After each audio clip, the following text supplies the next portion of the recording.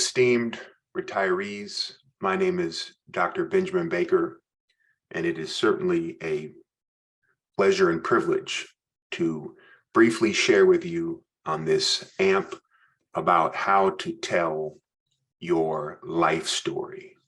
How to tell your life story. A little bit on me. I am a trained historian, and for several years, I operated as the assistant archivist for the General Conference of Seventh-day Adventists. And our business there, my job was to preserve people's life stories and to archive the history of the Seventh-day Adventist Church. So I have some training and expertise in this. And most recently, well, actually since 2010, it's been 13 years, I have operated Black SDA History, blacksdahistory.org. Please feel free to visit there. We also have an accompanying YouTube channel, which has over 250 videos now on Black Seventh-day Adventist history. And I encourage you to contact me with any ideas you have for the website or the YouTube channel. On this site, we preserve and curate. So we preserve and share your Seventh-day Adventist history. We preserve and share your Seventh-day Adventist history. That's the entire point of the website. It's the only one of its kind. And so I'm going to walk you through how to preserve your own life story, similar to what we do on the website with our wonderful Black Seventh-day Adventist heritage. First, your life is important and worthwhile. So this entire presentation is founded on that premise. We want you to share your life story because your life is important and worthwhile. It's important to you, of course, and you know that your life is important to you, but it's also important to your family. It's also important to your family, and it will be important to your family and the coming generations of your family. It's important to your church, and I will speak as a church historian. Your story is important to church. It's important to me as a historian. It's important to those who use blacksdahistory.org. It's important to the entire church. It's important to your community, where you live, where you have lived, your city, your county, your state. It's important to the nation. I think that most people will be listening from the United States of America, and we know that Black people, Black Adventists in particular, have been instrumental in building up and prospering this country and making it what it is, the good that it is. Your story is important and worthwhile to the entire world, and it's important to God. It's important to God. The Bible and Spirit of Prophecy is very clear on this, that your story is important to God, and that in many ways, the entire universe is looking at your life and how you live it. If you don't tell people about your life, they won't know it. They won't know it, and it won't be told. And this is especially true that it won't be told as you want it to be told. So there's a couple of levels to this. It may not be told at all, and then it may not be told as you want it to be told. So therefore, you are the authority on your life. You are the authority because you have lived it. So ultimately, it's up to you to tell your life story. So that's what we are talking about here. Your life is important. And if you don't tell it, people won't know it, or they won't know what you want us to know about it. And therefore, it's up to you to tell your life story. So how do you do it? How do you tell your life story? I'm going to share some tips with you, and I want you to keep this in mind as I'm sharing. First, you control the process. You control the process of telling your life story. So it's up to you what you want to share, how much or how little you share, how you share it. And you don't have to remember everything or share everything. No one does. You can't do it. Even with those autobiographies and memoirs that are thousands of pages. I think Mark Twain had 3 or 4 volumes of his autobiography. You're still only sharing a fraction, a sliver of your life. So you can select what you want to share, what you're comfortable sharing. You don't need any technological expertise to do what I'm going to suggest that you do to share your life story. You can do it in your own unique way, So as unique as you are as a person, that can be how you choose to share your life story. Whatever you create in this whole process in sharing your life story is in your own possession. So let's say that you take up some of the suggestions that I'm going to share with you, and you don't like the final product. It's up to you as to what you want to do with it. Okay, and Adele can assist you in this process, and I can assist you. You saw my email on the first slide, so please do not hesitate to contact me, because you do have assistance, and most of you will have these people who can assist you with this if or as needed. Your children can assist you, your grandchildren, and we're thinking here particularly of digital or technological know-how, your relatives, your friends, perhaps church members, and you can hire someone. You can hire someone to assist you with this. Okay, so how to tell your life story. I just have the major areas that you can do it. This is not exhaustive, but these are just some big ones. There's a lot of overlap, so keep that in mind. And the entire time, the point that you're getting from this is that you can do it your own way. You can do it your own way. You can do it however you want it. So a lot of this must maybe just to whet your appetite or to give you ideas, and then you can take it and do it as you want. Okay, so record, write, photos, papers, events. All right, first of all, record. This talk is given for posterity. So when we talk about telling your life story, yes, you want to tell it to people and share it with people while you're alive, but we still want it to be available either when you're not alive or while you're alive to other people besides you. Okay, so we're thinking about how do we preserve the life story. So first we're going to tell it, and then we're going to think about how to preserve it. So you can, every phone has an app or a feature for you to record yourself. You can record yourself. I recommend recording yourself. Talk in the app. The recordings will not be perfect. You may have to delete some. You may want to share certain parts and not others, but record yourself. That's a very easy thing to do.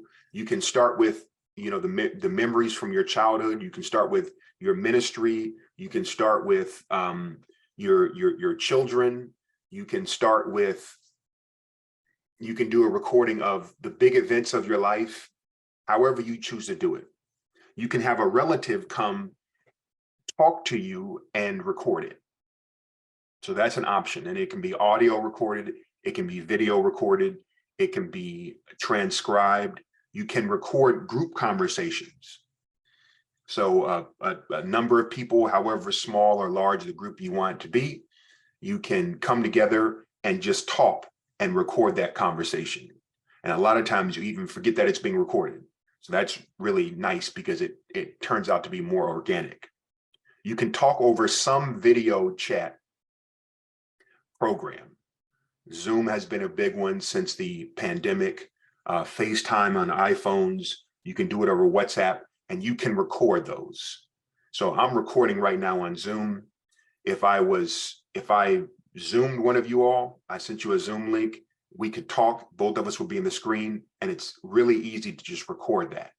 And so you can talk, someone can interview you. Maybe interviews are not a great word, but you can just have a conversation. Someone can ask you questions to kind of spur you and maybe keep the conversation on track. And you can record events. And I'm going to talk about events later, but that is if you speak at a community gathering, if you speak at a church, if you speak at a family reunion, if you speak at a school, you can record the events, and that's a way to record your story. All right, you can write your story. This is probably the most traditional one. You can put pen to paper. This is a classic, tried and true way of doing it. And I know that some people, they only trust something on pen and paper, because if it's digital, you don't know what's going to happen to it. You accidentally delete the file or you get a new phone or whatever. So putting pen to paper, you can write it on a computer or device, the old-fashioned Microsoft Word or Pages document. And you can do social media posts, increasingly, senior citizens are getting on Facebook and they're posting about their lives. This is a perfectly good way to do it. The info gets out right away. All right, you probably already have photos. I'm really big on this, and that is gathering the photos that you have and scanning them. You can scan them on your phone. You can buy a little book scanner from Best Buy or Amazon. You can buy it from Amazon. It can get to your house in a couple of days, and you can actually scan your photos. I recommend not trying to do a gargantuan or yeoman's task because it may be daunting. Scan the photos you want. Scan the photos you want to scan. Don't try to scan everything. Scan select photos of important times in your life. Or if you don't want to scan them, you can take a picture with them on your phone. This is not as good because oftentimes the quality is not the same as scanning them, laying them on a flatbed scanner, but you can certainly do that. And then you can share your captions to the photos. Share your captions to the photos. This is important so that you can kind of curate the images, and you can put them in a physical or digital album. So there are plenty of albums that you can get online, sort of programs to put your digital images in, or you can just put them on PowerPoint. You can put them on Microsoft Word, and you can write the captions underneath them. So this is very important because yes, the physical may remain longer, but the digital tends to be out there. So you can send it to a lot of people. We're going to talk about that in a second, but you can send those photos, that Microsoft PowerPoint, to other people, and they can be preserved that way in ways that your physical photos can't. And you can create a memory book or scrapbook. And this is a physical one or this is a digital one. Like I said, there are apps and programs that you can use for this. All right, now you want to share your story through papers. So there are key documents, key events for you to narrate your life through. All right, and these just tell a story in and of themselves. The birth certificate, diplomas, awards, certificates, passports, marriage licenses, articles, meeting minutes, work documents, correspondence. Go in that garage, go in that attic, go in that closet. Choose the papers that you want to preserve. And this is even beyond your life, and scan them. So once again, you can put them on a flatbed scanner, or you can take a picture with your cell phone, but you want to keep those and you want to have them for posterity.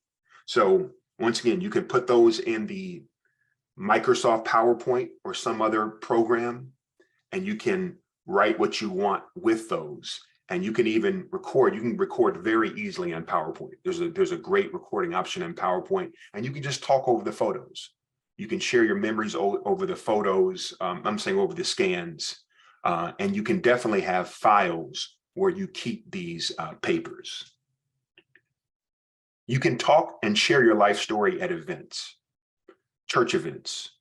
This is during the main service. You can speak, you can deliver a sermon, a message. You can speak for children's story and share some of your earlier memories or share stories with lessons. You can do programs after church. You can do prayer meetings. You can talk in Sabbath school. Your church can assist you with that. But there are places and times in church where you can share your story. And churches tend to record. I think most churches tend to record. So that will be recorded. You can share your life story at community events. You can share your life story at schools. Schools should be, if they're not, tapping into your life story and your expertise.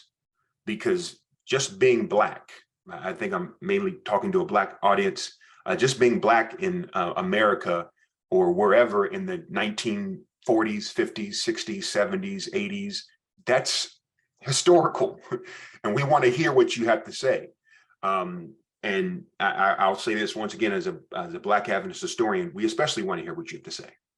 And of course, you can always talk at family gatherings. All right, how do you preserve all of these digital documents or physical documents once you have them?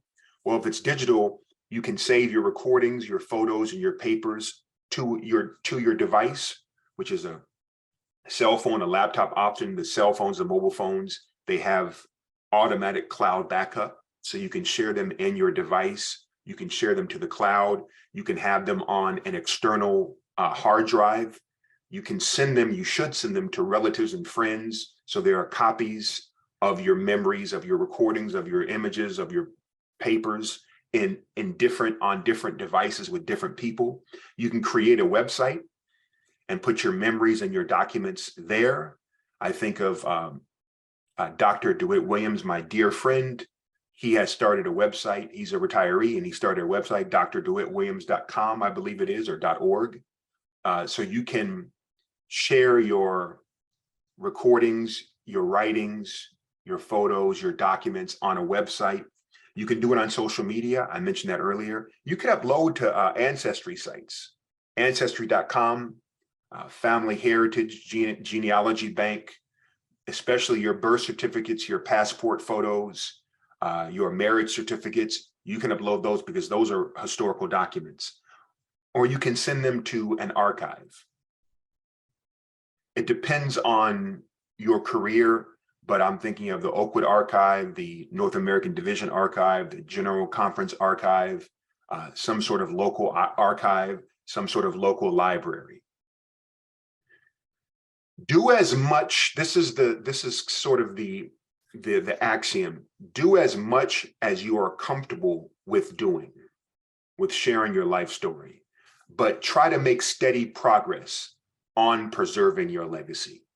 Like I said, you are important, your life is important. We want to know about it. We want to hear about it, and it highly deserves to be preserved.